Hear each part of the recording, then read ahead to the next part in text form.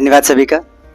Sir का विशेष धन्यवाद। Sir ने ऐसे ही हम रैंडम मिल गए एक दिन और सर से बातचीत हुई और सर ने फिर मुझे इनवाइट किया, चीज़ों के लिए बातचीत की हमने।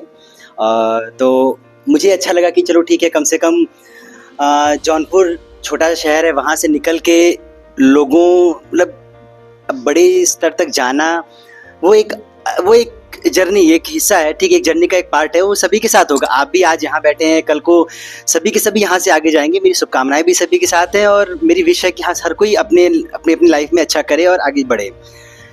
समस्या आगे बढ़ने और सोचने की नहीं है, समस्या तब आती है जब हम आगे बढ़ते हैं और जो उस समय जो आगे बढ़ने की ड्यूरेशन में जो प्रॉब्लम्स आती हैं वहाँ हम कितनी मजबूती से टिके होते हैं, ये सबसे बड़ा चैलेंज होता है। वो छोटा सा मोमेंट आता है, बहुत बड़े मोमेंट नहीं आते हैं, छोटे छोटे मोमेंट आते हैं जहाँ अपने आप को संभालना होता है और सही रास्ते पर चलते रहना होता है। क्योंकि वही वो टाइम होता है जहाँ अगर आपने वो रास्ता बदला तो आपकी पूरी लाइफ, पूरी वो ट्रेन ना कहते हैं, ट्रेन एक बार पटरी से उतर गई तो उसको फिर बनने में जमानों लग जाए, वो कई साल लग जाते हैं वापस उसको बनाने में और फिर वापस पटरी पे लाने में, शायद वो आ भी नहीं पाती है।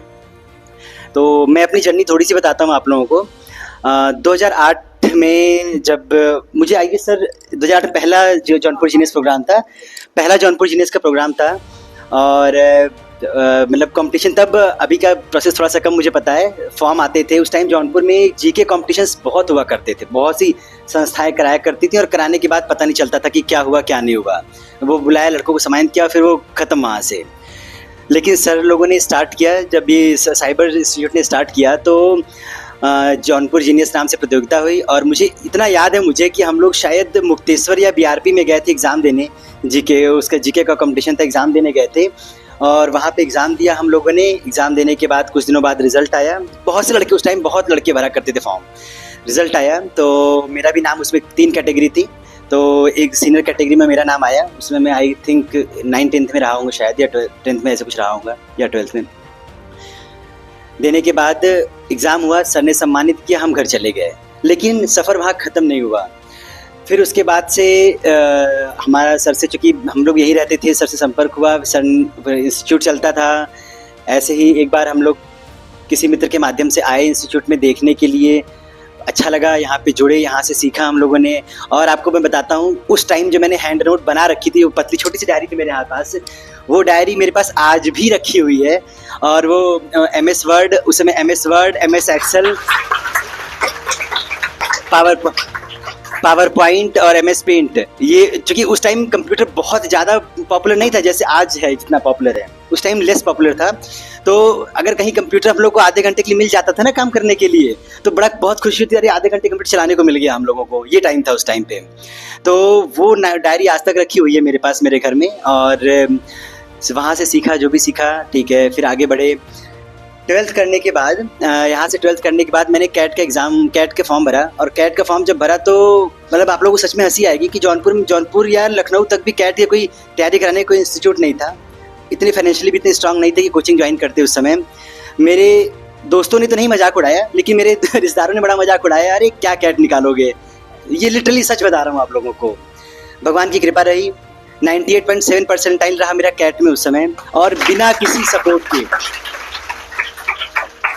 बिना किसी सपोर्ट, मतलब कोई ऐसा कोचिंग नहीं था जहाँ मैं जा सका या जहाँ मैं जा सकता था। जो भी रहा अपने माध्यम से गए हम लोग, बड़ी जगहों पे गए। जौनपुर जैसे छोटे शहर से निकल के बेंगलोर और मुंबई ज़िंदगी में बंदा पहली बार गया हो, और वहाँ की वो चकाचौंध देख के पहले तो समझना ही मुश्किल था कि जाना कहाँ है, कैसे जाना है।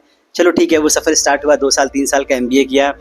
MBA करने के बाद नौकरी लगी, नौकरी करते करते आज की डेट में चार अलग अलग देशों में अब कंपनी के माध्यम से गया, जहाँ मेरे पैसे तो कम से कम नहीं खर्च हुए।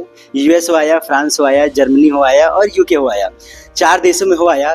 कंपनी, सब कुछ कंपनी की तरफ से रहा, अच्छी जॉब रही। आज वर्तमान में मैं ज़ेरॉक्स में हूँ। ज़ेरॉक्स US की टॉप 5 MNCs में आज भी है। मैं ब्लैक बेल्ट हूँ। ब्लैक बेल्ट मतलब जनरली हम लोग ब्लैक बेल्ट समझते हैं कराटे या फिर ये कुछ जिम साइज का, इस टाइप से कुछ ऐसा नहीं है। अगर आप जब आप टेक्नोलॉजीज़ में और आगे बढ़ते हैं तो हर एक फील्ड में आपको green belt, black belt, yellow belt की ट्रेनिंग दी जाती है। Yellow belt is the highest belt. तो येलो बेल्ट पूरा किया, पूरा करने के बाद अभी मैं ज़ेरॉक्स में असिस्टेंट मैनेजर और साथ में कंसल्टेंट का रोल भी मुझे मिला हुआ है।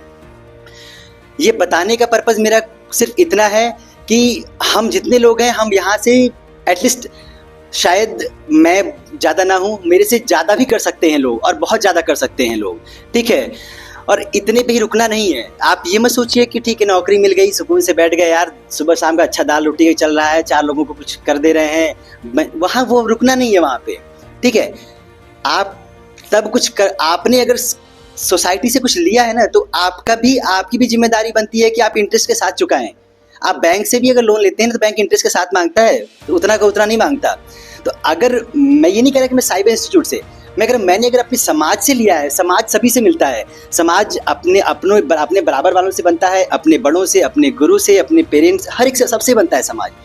आपने समाज से जो लिया है उसको ब्याज के साथ उनको लौटाएं, और वो लौटाने के लिए सबका अपना अपना तरीका हो सकता है। मुझे मेरा तरीका लगा कि शायद मैं 2-4 लोगों को एम्प्लॉयमेंट दे सकता हूँ, मुझे ये लगा, क्योंकि सबसे बड़ी प्रॉब्लम आज के ज़माने में एम्प्लॉयमेंट की है। 2018 के एंड में मैंने कुछ भी जो भी सोचा, पब्लिकेशन, अच्छा मैं चूँकि पोइट्री भी करता हूँ या स्टोरी राइटिंग करता हूँ, तो वो एक शौक़ था मेरा। मैंने पब्लिकेशन हाउस स्टार्ट किया, और आज की डेट में हम 700 से ज़्यादा किताबें प्रकाशित कर चुके हैं। और प्रकाशन के दौरान, इस पूरी ड्यूरेशन में, वर्तमान में मेरे पास 12 एम्प्लॉयज़ हैं, जो प्रॉपर मेरे या तो मुंबई ऑफिस में या दिल्ली ऑफिस में बैठे हुए हैं या लखनऊ ऑफिस में बैठे हुए हैं, जिनको हम सैलरी भी दे रहे हैं, और वो अपना लगातार अपना काम कर रहे हैं। तो बस ये मैं कहना चाहूँगा कि आप करिए, पढ़ाई करिए, नौकरी पाइए। पहला टारगेट यही होना चाहिए, नौकरी। जब तक हाथ में पैसा नहीं है, आप समाज सेवा नहीं कर सकते। उधार के पैसे समाज सेवा नहीं होती है। नौकरी करिए, अपने आप को स्ट्रॉन्ग करिए, अपने पैरों पे खड़े होइए, और जब आपको लगता है कि हाँ मैं स्थिर हो गया हूँ, तो तब आपका भी उत्तरदायित्व बनता है, आपने जो लिया है उसको लौटाएं। ब्याज समेत ना लौटाएं, लेकिन लौटाएं, ठीक है। लौटाने के लिए अच्छा रास्ता क्या चुनना है, कैसे चुनना है, ये अपने विवेक से तय करें और करें उसको, ठीक है। तो इतना ही कहना चाहूँगा। धन्यवाद आप सभी का, आप सभी ने बुलाया, सर का विशेष धन्यवाद। Thank you sir.